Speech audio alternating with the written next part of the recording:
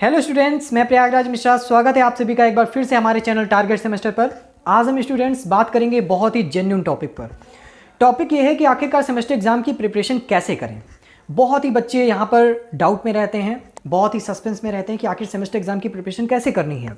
चाहे आप post graduation में हो, चाहे आप ग्रेजुएशन कर रहे हो, सबके लिए वीडियो बहुत इंपॉर्टेंट रहने वाली है। लेकिन जब हम बात करते हैं कैटेगरी वाइज स्टूडेंट को बांटने की, तो दो तरह के स्टूडेंट्स निकल कर आते हैं। पहले वो जिन्हें सिर्फ ग्रेजुएशन को पास करना है या पोस्ट ग्रेजुएशन को पास करना है, जो सिर्फ डिग्री प्राप्त करना चाहते हैं, और कुछ ऐसे स्टूडेंट्स हैं जो अच्छे मार्क्स लाना चाहते हैं। तो ये वीडियो बेसिकली उन्हीं स्टूडेंट्स के लिए है जो बहुत ही अच्छे मार्क्स लाना चाहते हैं। जो मैं टॉपिक बताऊंगा, जो मैं पॉइंट्स बताऊंगा, वो बहुत ही जेन्युइन होंगे। आपको एक समय लगेगा, एक समय आपको बहुत ही बोरियत महसूस होगी, लेकिन ऐसा नहीं है। उन स्टेप्स को कैसे फॉलो करना है, जब उसके बारे में मैं बताऊंगा तो आपको लगेगा कि हाँ, इसमें, इस बात में, इन पॉइंट्स में कुछ दम तो है। लेकिन एक चीज़ ध्यान रखिएगा, जितने भी मैं पॉइंट्स आपको बताने जा रहा हूं, उनको आपको प्रैक्टिकली लाइफ में फॉलो करना है। और यही कारण होता है कि वो आप यूज़ तो करते हैं अपनी पढ़ाई के लिए, उन स्टेप्स को फॉलो करते हैं, लेकिन वो प्रैक्टिकली नहीं हो पाता है। यही कारण होता है कि आप अच्छे मार्क्स नहीं ला पाते हैं। पहला पॉइंट है कि आप लोगों को बहुत ही अच्छे से अपना सिलेबस पढ़ना है। अब आप कहेंगे एक समय कि सर, सिलेबस तो हम लोग पढ़ लेते हैं, जब हमारे पास बुक आती है, जब हमें पता चलता है मेरे सिलेबस को हम लोग देख लेते हैं। तो सिलेबस देखना उसे नहीं कहते हैं।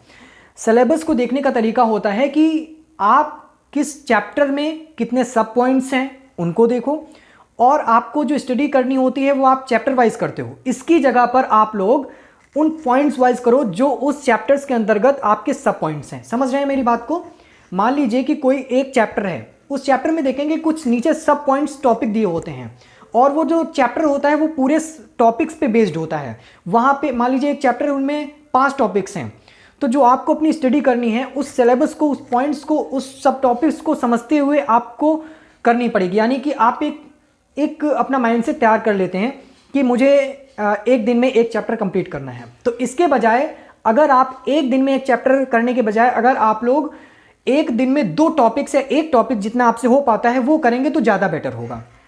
दूसरी बात कि इस टॉपिक्स को इतना अच्छे से रीड करना है, पढ़ना है। मान लीजिए कि एक टारगेट बनाइए कि हमें एक दिन में एक टॉपिक क्लियर करना है। मैं चैप्टर की बात नहीं कर रहा हूँ। चैप्टर आपका मैं क्यों नहीं सजेस्ट कर रहा हूँ, क्योंकि आप जब चैप्टर के पॉइंट ऑफ व्यू में आते हैं ना, तो वो आपका थोड़ा ओवर हो जाता है। क्या पता एक चैप्टर में आपके 4 से ज़्यादा पॉइंट्स हों, 5 से ज़्यादा पॉइंट्स हों, तो उसके लिए आपका जो माइंडसेट है वो तैयार नहीं रहता है।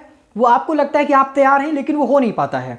और अगर होता भी, अगर आपने 5 टॉपिक क्लियर भी कर लिए, तो उसका एक ड्रॉबैक निकल कर आता है कि वो 5 टॉपिक आप याद नहीं कर पाते हो। तो इसीलिए आपको लगेगा एक समय कि ये मैं इतना बोरियत तरीके से पढ़ रहा हूँ, या एक टॉपिक को एक दिन में एक टॉपिक मेरा कवर कैसे, वो हो जाएगा। आप कैटेगरी वाइज टाइम दीजिए, वो हो जाएगा। लेकिन एक चीज़ और ध्यान रखनी है कि जब आप पढ़ेंगे, मान लीजिए कि आपने एक टॉपिक है, एक दिन में आपको क्लियर करना है, आपने उस टॉपिक को पढ़ लिया। अब उस टॉपिक को पढ़ने के बाद आपको क्या करना है? सिलेबस को पढ़ने के बाद उस टॉपिक को पढ़ना है। टॉपिक को पढ़ने के बाद उसको लिखने का भी प्रयास करना है। मान लीजिए आपने एक प्रैक्टिकली मानते हैं कि आपने 1 घंटे उस टॉपिक को पढ़ने में लगाए, तो 1 घंटा उस टॉपिक को लिखने में भी लगाना पड़ेगा, उसी टॉपिक को। क्योंकि एक टाइम जब आप पढ़ते हो तब वो चीज़ें माइंड में जाती हैं, एक टाइम जब आप लिखते हो तो वो चीज़ें आपके माइंड में जाती हैं, वो आपके रिमाइंड कराती हैं चीज़ों को जो आपने पढ़ा है, और प्रैक्टिकली वो चीज़ें हो रही हैं आपके साथ में। ये बहुत ही बड़ा एक टर्निंग पॉइंट होता है।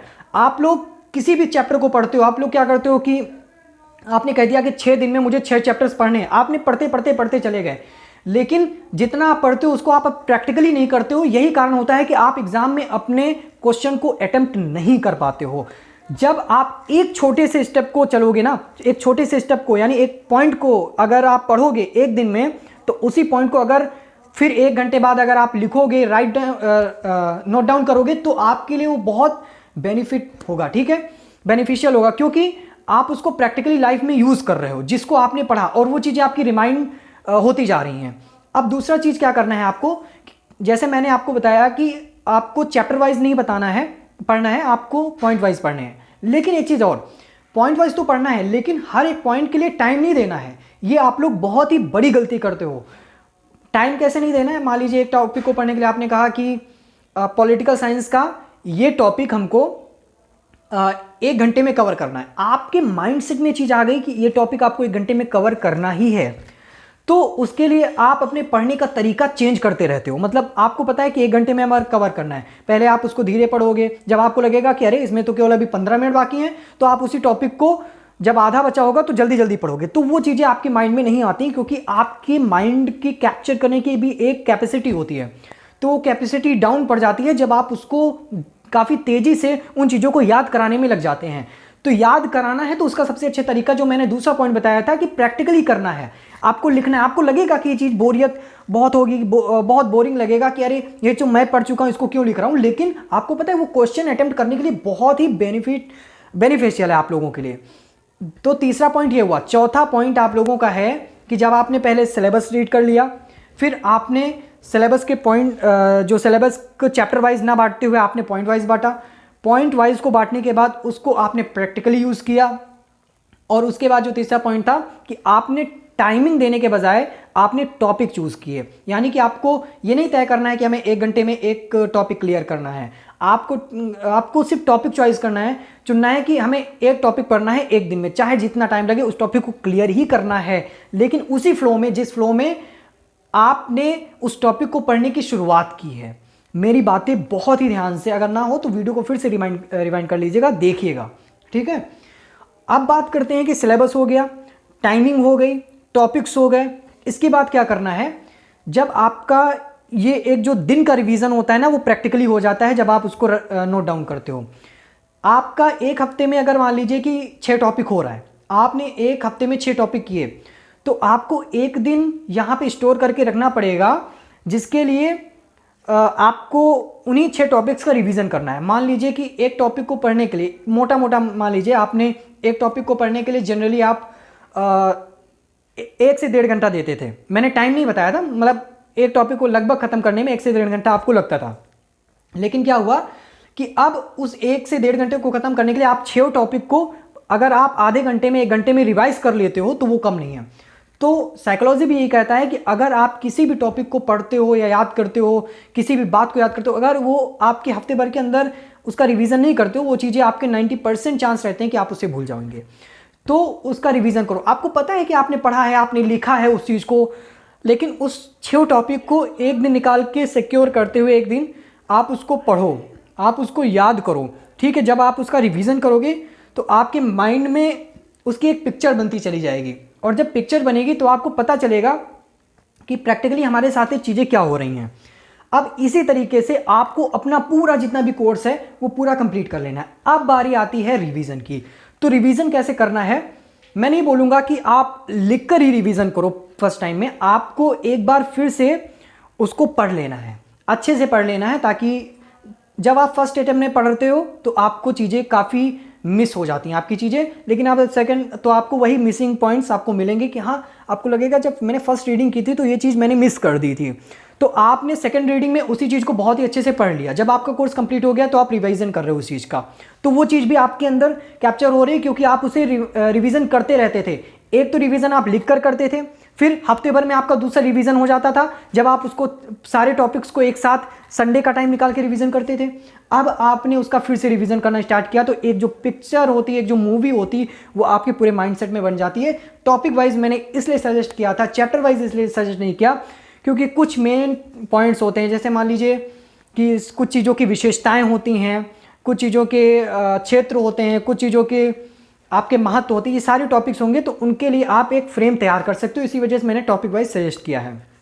और टॉपिक वाइज सजेस्ट करने का एक कारण ये भी था कि आपके लिए कुछ और नहीं होता है, क्योंकि जब आपके लिए कुछ और नहीं होता तो आप फ्रीली उस चीज़ को बहुत ही अच्छे से पढ़ सकते हो। अब बात करते हैं कि रिवीजन भी हो गया, सारे सब कुछ हो गया। अब आप कहेंगे सर एग्जाम देना क्या मतलब है, उसको इतनी जल्दी आपको रिवाइज करना है उन चीज़ों को जब आप एकदम लास्ट टाइम में रिवीजन कर रहे हो, ताकि एक पिक्चर बन जाए, क्योंकि वहाँ पे कुछ पॉइंट्स छूटे होंगे जो आपको फिर से रिमाइंड हो जाएंगे। लेकिन अब क्या करना है, अब आपको कुछ भी रिवीजन नहीं करना है, अब आपको क्वेश्चन अटेम्प्ट करने हैं उस टॉपिक पे। इसी तरीके से उठाइए कि मान लीजिए अब चैप्टर वाइज उठाना है, पहले तो आपने टॉपिक वाइज उठाया, लेकिन जब आपको क्वेश्चन करने की बारी आती तो आप चैप्टर वाइज उठिए। पहला चैप्टर उठाया आप, या फिर यूनिट वाइज भी उठा सकते हैं कि इस यूनिट में एक हफ्ते में हमें एक यूनिट कंप्लीट करनी है। उसको कंप्लीट करने का तरीका ये रहेगा कि हमें सारे क्वेश्चंस बना करके, जितने भी पॉसिबल क्वेश्चंस होंगे बना करके, उनको आंसर शीट पे हमें अटेम्प्ट करना है। ये चीज़ हो गई। और एक लास्ट स्टेप करिए कि जब आपके सारे क्वेश्चन हो जाएं, आपको लगे कि हाँ हमने क्वेश्चन अच्छे तरीके से किया, आपके पास टाइम है तो उनको अच्छे से बार बार प्रैक्टिस करिए लिखने की। अगर आप लिखने की प्रैक्टिस करेंगे फिर आप एक क्वेश्चन पेपर खुद तैयार कीजिए, मॉडल पेपर्स लीजिए, उनको टाइम दीजिए। मान लीजिए 3 घंटे का है तो 3 घंटे में ही बैठकर उसको कंप्लीट करना है, ऐसा टाइम दीजिए। तो वहाँ पर आपके लिखने की प्रैक्टिस ज़बरदस्त होनी चाहिए। यही तरीके होते हैं। लेकिन इसके लिए जो फिनिशिंग जरूरी होती है, जो बहुत ही इंपॉर्टेंट है, बहुत ही ज़्यादा इंपॉर्टेंट है कि आप क्वेश्चन अटेंड करते हो लेकिन वो चीज़ें प्रैक्टिकली नहीं हो पाती क्योंकि आप उनको फिनिशिंग नहीं दे पाते हो।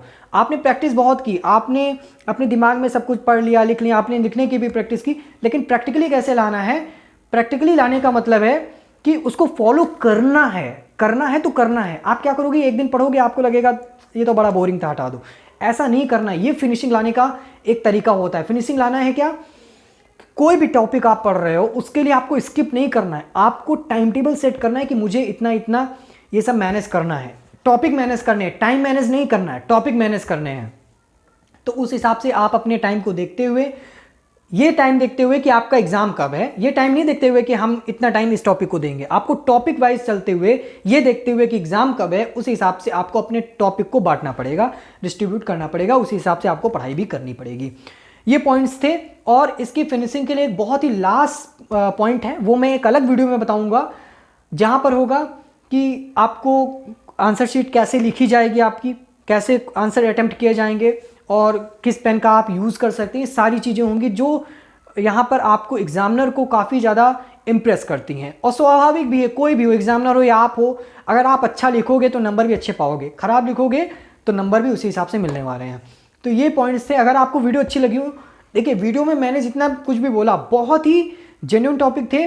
फिर से कह रहा हूँ, एक बार फिर से वीडियो को रिवाइंड कर लीजिएगा, तब देखिएगा, क्योंकि तब चीज़ें आपके बहुत ही अच्छे से समझ में आएंगी। वीडियो अच्छी लगी हो तो लाइक जरूर कर दीजिएगा और अपने फ्रेंड सर्कल में वीडियो को ज़्यादा से ज़्यादा शेयर कीजिएगा, ताकि जितने भी स्टूडेंट्स हैं, ग्रेजुएशन में हो चाहे पोस्ट ग्रेजुएशन में हो, सबके लिए वीडियो बहुत ही इंपॉर्टेंट थी और सभी को फ़ायदा हो इस वीडियो से। हमारे साथ जुड़ने के लिए आप सभी का बहुत बहुत धन्यवाद। मिलते हैं एक नेक्स्ट वीडियो में।